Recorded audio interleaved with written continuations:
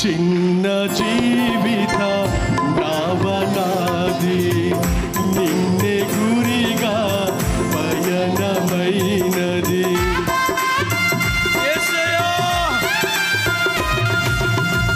చిన్న జీవిత నావనాది నిన్నే గురిగా పయనమైనది.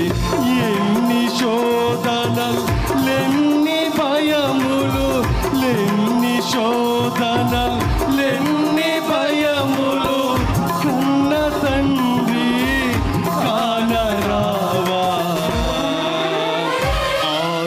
ఆదుకోవయ్యా